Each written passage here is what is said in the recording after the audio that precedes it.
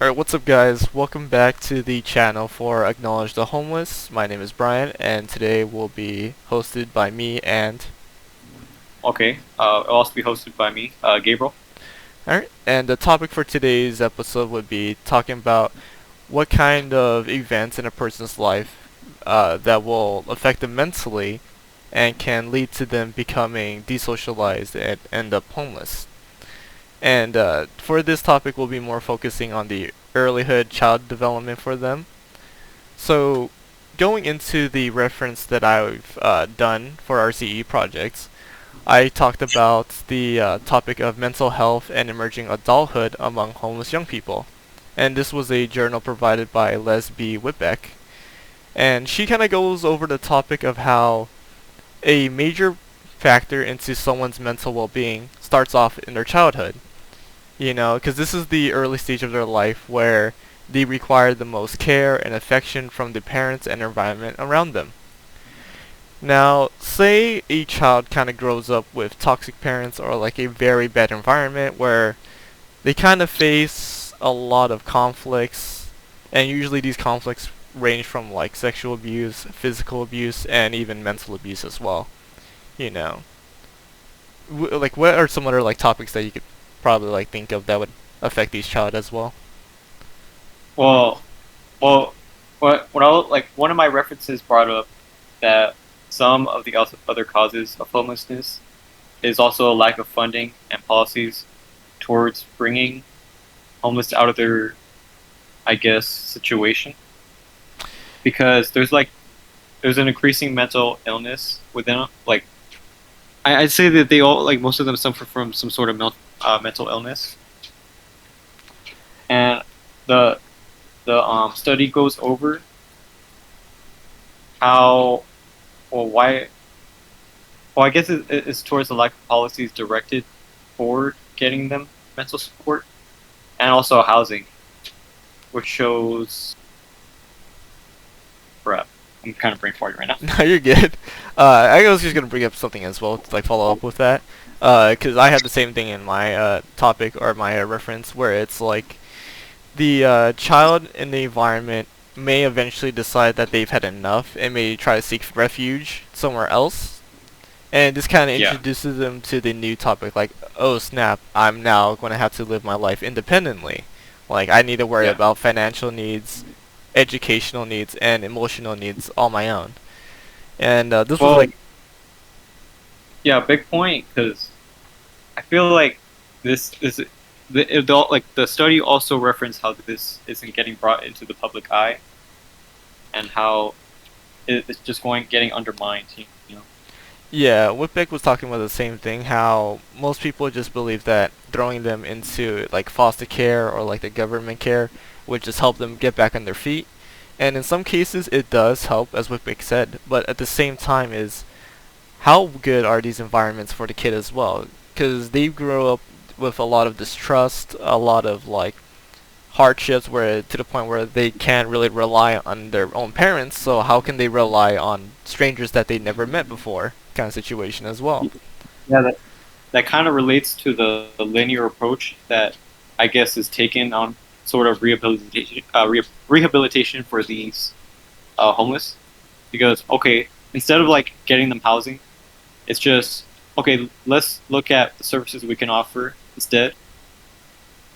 Let's offer the services instead and uh, see how we can treat their mental illnesses by providing them with at least a little bit of not housing per se, but Yep. actually giving them, you know, those homeless shelters. Yes, like homeless shelters, and then you also have like the soup kitchens to provide like food and Yeah, everyday needs. yeah, yeah, stuff like that. Yeah, and But then but in one of the studies, it found that the housing first approach, where okay, let's give them let's give them stable housing, proves more beneficial in the long run, basically. yeah, I don't know. I like the idea of like actually providing shelter for them because at least now they feel a little bit more re-socialized. They have their own place in this town, in the city, you know. So it does kind of help Yeah. them refit into the society. At the same time, though, it's like how well can they actually support themselves though? Like, are they able to be mentally stable enough to handle a job, handle social interaction at the working positions and all that? And I feel like this is kind of something that most people gloss over. They're just like, oh, okay, we gave them a home, they should be fine now. Yeah, and I feel like that too. Like, okay, you're handling their in the okay, the study with Kerman, it brings up, okay, we give them the services, right? But they still have life to deal with. How are we going to get them? How are we going to integrate them back into society? And I feel like that that problem is still needs to be talked about.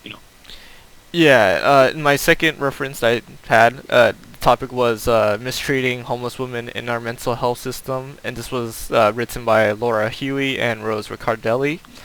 And in this kind of journal article, they talked about how most women in their life that end up homeless would usually receive help in terms of, oh, just temporary medication to ease the pain, or just like simple, easy day like solutions, but nothing to really help them recover fully. And Huey Yeah. and Riccardelli actually took in a different approach where, as we said earlier, like self-reliance rather than dependency on medication. So instead of Yeah. requiring like, oh, medication to consistently suppress the emotions and the mental instability, we should kind of just help them solve their mental troubles and kind of help them get back on their feet. And Yeah. something they brought up was like a key factor to actually helping these women out was the 4 C's that they created. Choices, chances, conditions, and consequences. Choices were leaned towards, what choices are going to be beneficial? How are they going to be beneficial? Is it going to be a one-time thing? Is it going to be something that lasts throughout their life?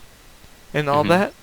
that. Chances, never rush like chance. It might still be risky, trying to see how well it goes. And they kind of have the mentality that there will always be more chances throughout your life. Just don't worry about the main, sorry. Don't focus on just one of them. Focus on the rest of them throughout your life as well. Conditions was one where it's make sure that the environment, the situation of like the choice you made is correct as well. Don't just go into a bad condition expecting something positive. And then for the last one, the consequences, this was like learning from previous mistakes and previous hardships. How can you avoid them and how can you rather like improve it rather than like re reacting the consequence, I guess. So this Yeah. is more just like helping them like realize, oh, okay, let's think about the situation. What was the cause of this problem? What kind of led me down this road? How can I avoid it? How can I make a better decision next time? Kind of situation as well. So Yeah. this Yeah. this was just kind of like a small little bit of a therapy session to help the women that are homeless. Kind of get back on their feet and kind of thinking more logically about their approach to life. And I still think this was like a good reference or topic to talk about, as like rather than just like the linear approach of like helping them with their daily basic needs, we can help them for the long run. Yeah. Uh, okay, I will probably edit this out right now. But is there anything else you want to bring up, or like should we just cut it here and then see how long it was? I think it was good.